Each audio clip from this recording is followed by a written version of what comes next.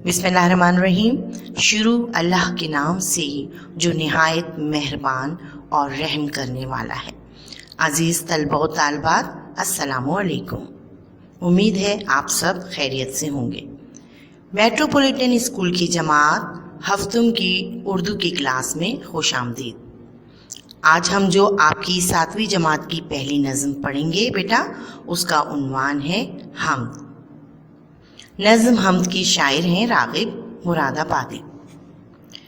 राग़िब मुरादाबादी 27 मार्च सन 1918 को हिंदुस्तान के शहर दिल्ली में पैदा हुए और मौलाना ज़फ़र अली ख़ान जैसे उस्ताद की शागिर्दी इख्तियार की। उनका असल नाम तो असग़र हुसैन था। राग़िब तख़ल्लुस किया करते थे।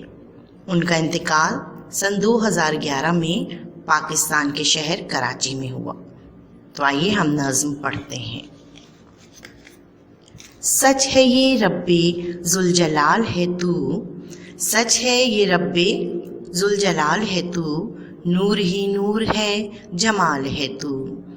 तेरा सानी नहीं दो आलम में, तेरा सानी नहीं दो आलम में, मालिक मुल्क बेमिसाल है तू।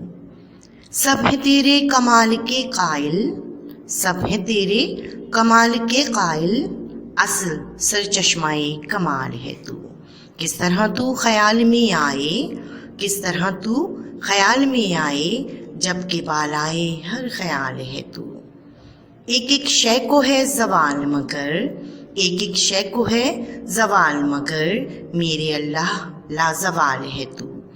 तुझसे दूरी का हो यकीन क्यों कर, तुझसे दूरी का हो यकीन क्यों कर, दूर रहकर शरीके हाल है तू।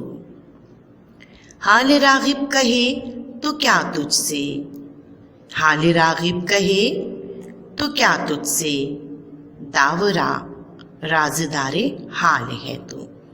तो बेटा ये थी आपकी 7वीं जमात की पहली नज़्म हम।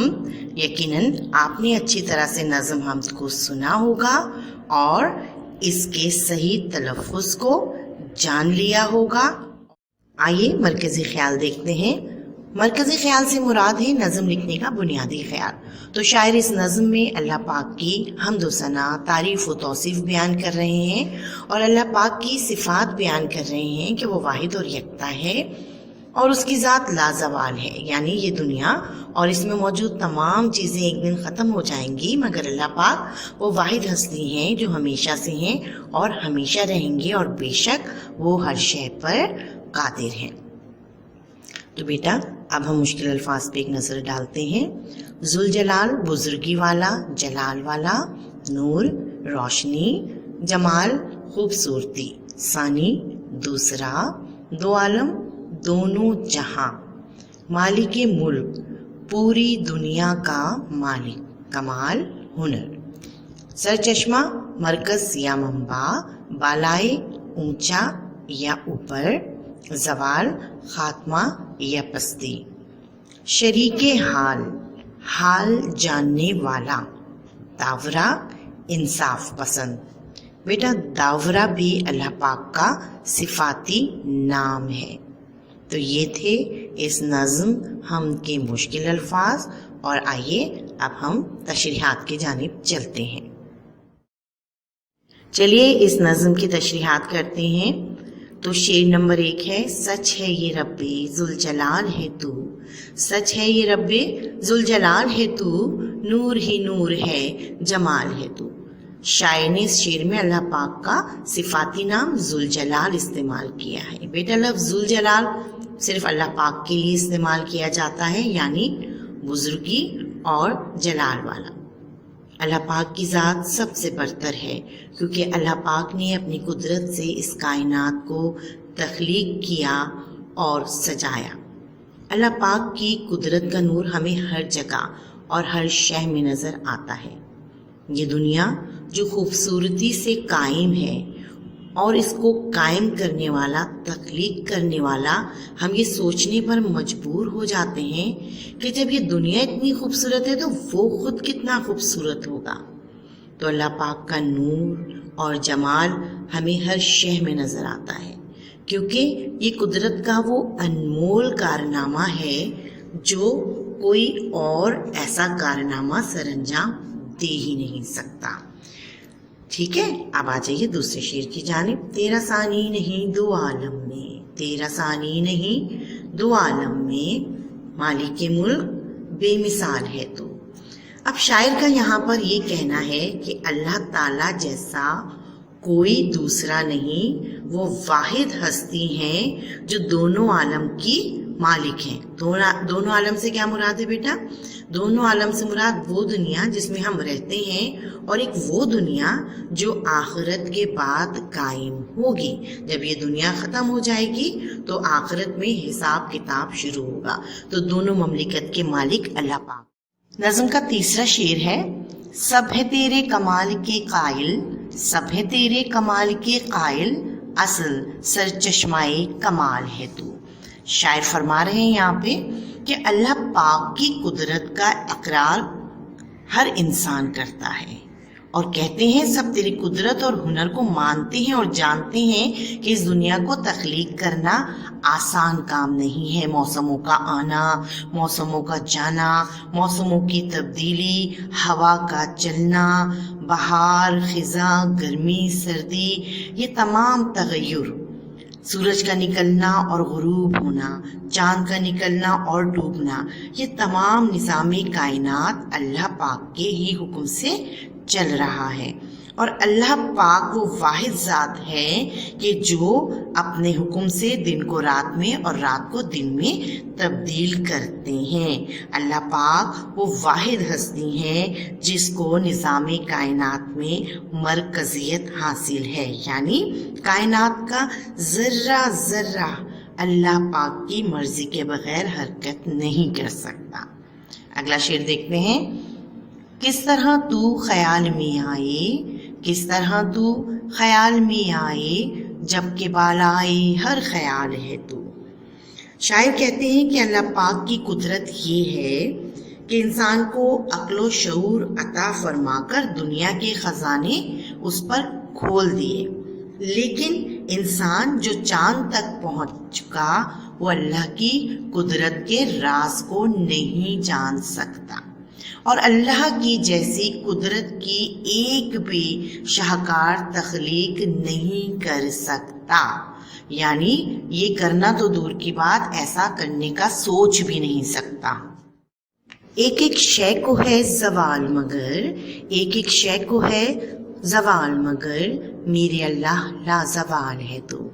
شاعر اس شعر میں دنیا کی بے ثباتی کا تذکرہ کر رہے ہیں، یعنی یہ دنیا ایک دن فنا ہو جائے گی، ختم ہو جائے گی، اور اس کائنات اور دنیا میں رہنے والی ہر شے کو زوال آ جائے گا، لیکن اللہ پاک کی ذات وہ واحد ذات ہے کہ جب یہ دنیا ختم ہو جائے گی تب بھی اللہ پاک موجود رہیں گے، کیونکہ اللہ پاک تو اس وقت بھی موجود تھے جب یہ دنیا وجود میں نہیں آئی تھی، اور اب جب کہ یہ دنیا ختم ہو جائے گی، آپ اور ہم بھی فنا ہو جائیں گے، تب بھی اللہ پاک کی ذات لازوال ذات ہے، اسی لیے وہ ہمیشہ موجود رہے گی۔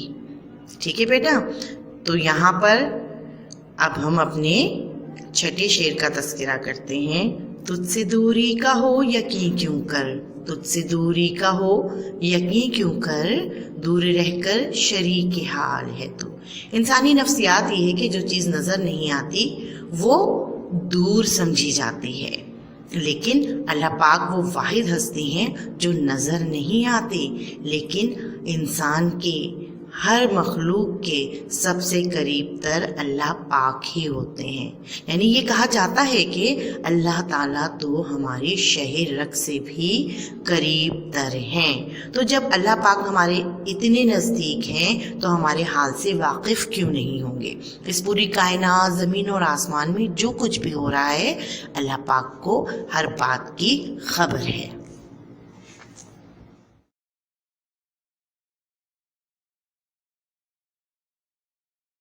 حال راغب کہے تو کیا تجھ سے حال راغب کہے، تو کیا تجھ سے داورا رازدار حال ہے تو۔ بیٹا یہ شعر اس نظم کا آخری شعر ہے جس میں شاعر نے اپنا تخلص استعمال کیا ہے۔ شاعر کہتے ہیں کہ میں اپنے حال کی تجھ سے کیا بات کروں، اے پاک پروردگار تو میرے حال کو اور مستقبل کو بہت اچھی طرح سے جانتا ہے، تو میرے حال پر رحم فرما۔ شاعر یہاں پر اللہ پاک کا ایک اور صفاتی نام داورا استعمال کرتے ہیں۔ داورا کا مطلب ہے انصاف پسند۔ تو شاعر کہتے ہیں کہ مجھے تجھ سے انصاف کی توقع ہے، کیونکہ تو کبھی بھی کسی بندے پر اس کی حیثیت سے بڑھ کر آزمائش نہیں ڈالتا، تو میرے ساتھ بھی انصاف فرمائے گا۔ بیٹا دیکھیے آج کل جو ہمارے حالات ہیں اور پوری دنیا کے حالات ہیں کہ پوری دنیا کورونا وائرس کی لپیٹ میں ہے، تو ہمیں اللہ پاک سے مدد طلب کرنی چاہیے، کیونکہ ہمارے حال کو بہتر بنانے والا وہی ہے کہ ہمیں اس وائرس سے نجات دلائے اور ہم سب پر رحم و کرم کا معاملہ فرما دیں۔ ٹھیک ہے بیٹا، تو یہ تھی ہماری نظم کی تشریحات۔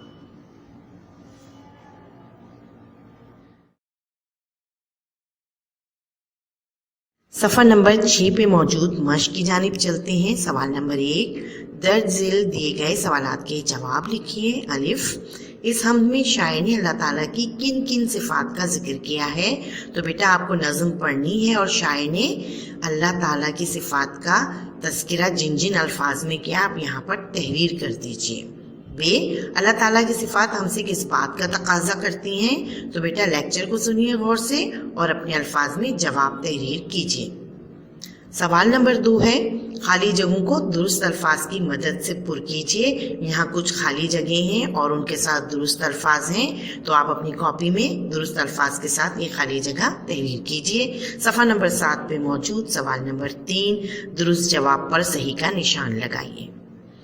اب آ جائیے سوال نمبر 4، ان الفاظ کے 5 ہم قافیہ لکھیے۔ ہم قافیہ کہتے ہیں ایک جیسی آواز والے الفاظ۔ مثال کے طور پہ نور، اس کے میں نے آپ کو 5 ہم قافیہ الفاظ بنا دیے ہیں، نور، تور، ہور، سور، دور اور چور۔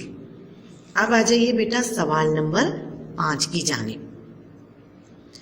یہاں آپ کو پوچھا جا رہا ہے ذیل میں سے کون سا مصر اللہ تعالیٰ کے ہمیشہ ہونے کو ظاہر کرتا ہے؟ تو آپ پڑھیے اور آپ کو جو جملہ نظر آتا ہے، جو مصرع نظر آتا ہے کہ یہاں اللہ تعالیٰ کے ہمیشہ ہونے کو ظاہر کیا گیا، وہ جملہ اپنی کاپی میں تحریر کر دیجیے۔ آپ چلتے ہیں بیٹا سوال نمبر 6 کی جانب۔ درج ذیل مرکبات کے معنی سامنے خانے میں لکھیے۔ مرکب لفظ کہتے ہیں جو 2 لفظ سے مل کر الفاظ بنتے ہیں، وہ مرکب لفظ کہلاتے ہیں۔